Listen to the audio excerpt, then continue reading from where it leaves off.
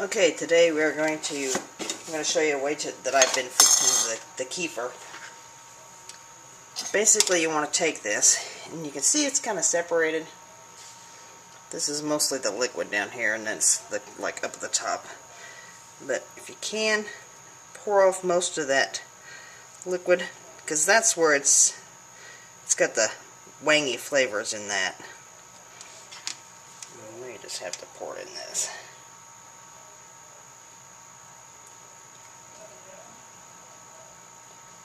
Basically, you just want to drain that liquid off.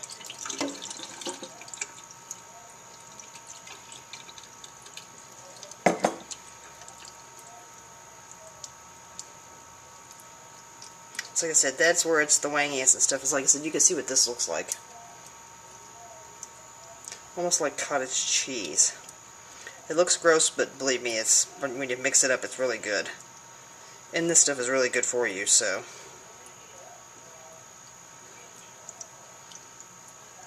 So as long as we get most of that off there, that's the main thing.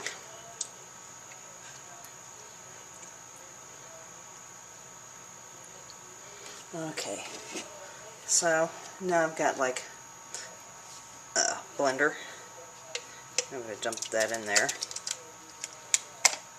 As I said, looks kind of gross, but it's like I said, this stuff is really good for your system. Alright, you can see. You can actually take this stuff and put it in like a cheesecloth and drain it. Okay, now when I go to fix this, this is probably not a purist's way of doing this. I like it like this. Like I said, it's quick and it's easy. So what I did is I just went out and bought some different flavors of Jell-O. I got strawberry, got strawberry banana, apricot, and island pineapple. So what I'm just going to do is I'm going to get this, put this on here.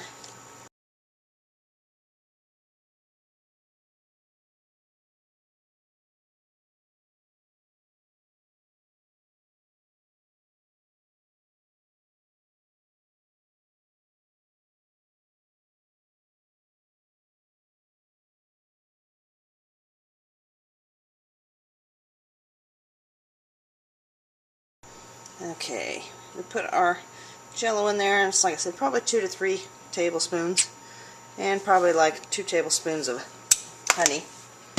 So let's mix this up again.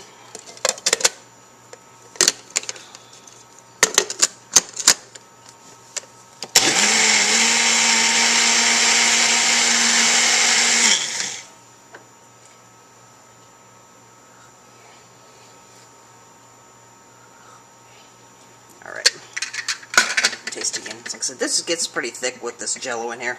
So like I said, if you want to, and I probably will,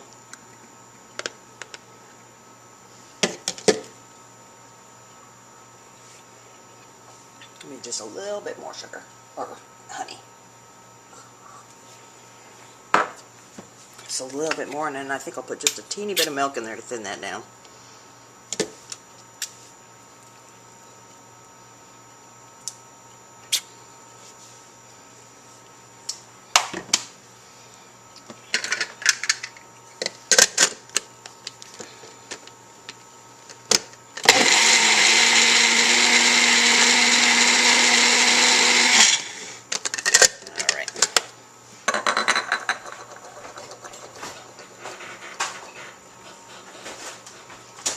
Just maybe, quarter of a half a cup.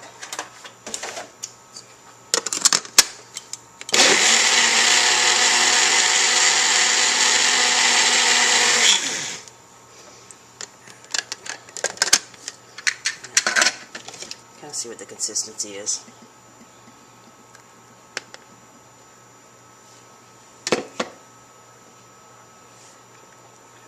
Alright, that's good right there. And what I do is I get these little milk bottles like you'd buy at a convenience store. And that's actually what I've been putting these in.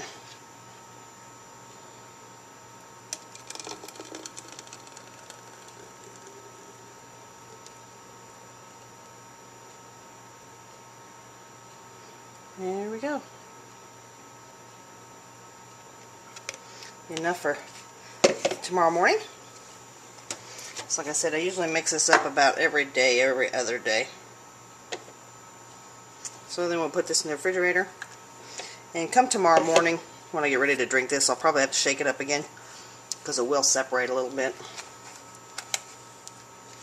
But just look up the health benefits of kefir. So I said, stuff is really good for you. So I said, if you have fresh fruit and all that stuff, would work good with that, but I don't have any, so the gel is quick and easy.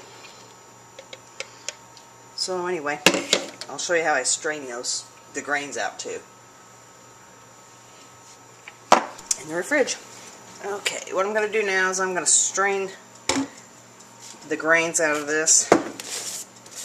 And the reason that I do this is that if you can ferment this twice, pull the grains out, and then go ahead and let just the plain stuff ferment again, it seems to be like it's a little bit smoother. It doesn't quite have the wangy flavor.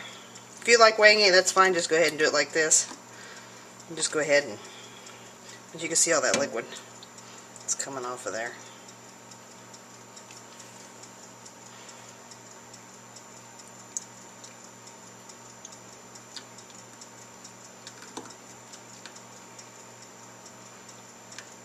Okay.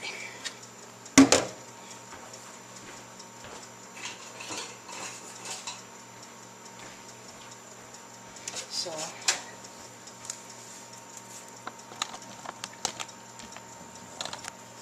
I just have a plastic strainer.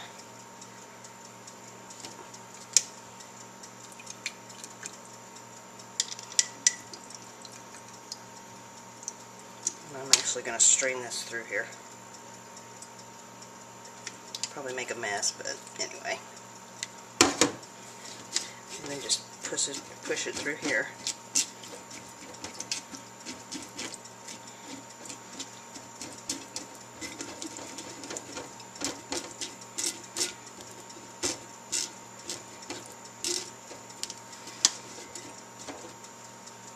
You can see my grains and stuff are a little pink color because I tried to use it as a fruit juice just to see what would happen. I didn't put any sugar in the fruit juice, and that may have been the problem. So we'll just continue doing this, and then I'll show you what it looks like when I get done, and I'll show you the leftover grains. Okay, I've strained my kefir into the jar, and show you, I'll wipe this off and stuff, but see how much I've got in here. So then I just, some cool water, give the grains a quick rinse. You don't have to do this, I just always do.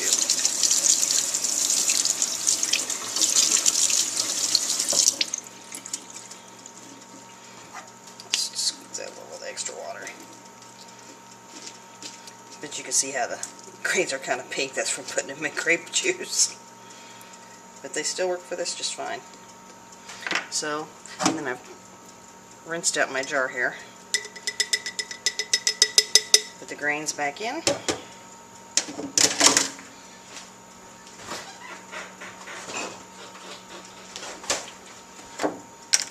Put some milk in here. Actually fill it up. Oh, maybe not quite halfway.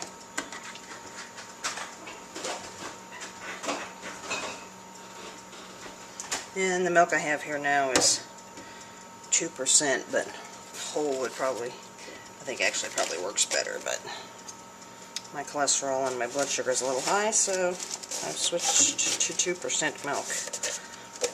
So anyway, so then just take your jar and put it in a semi-warm place, just like a room temperature or whatever, as long as your house isn't ice cold, and then just let it ferment. So like I said, I usually do about 24 to 48 hours.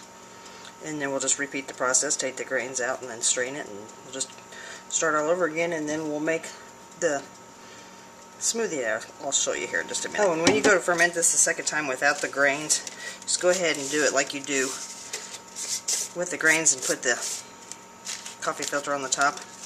and then just set it out and let it sit for like another 24 hours, and that's it. So like I said, this seems to be smoother when you take the grains out and let it ferment twice, so that's why I've started doing it like that. The grains are not picky, they're not hard to work with. Sanitation, just make sure your stuff is clean. It doesn't have to be sanitized or anything like that, so it's good to go. It's like I said, this is just a coffee filter in the ring, so because this stuff actually has to like breathe. You want to put a ring, don't want to put a lid on there tight and stuff, because when it goes to ferment, kablooey. So that's it. So I hope you enjoyed this video, and like I said, check out the health benefits of kefir. Stuff is really good for you. So anyway, that's it. Thanks.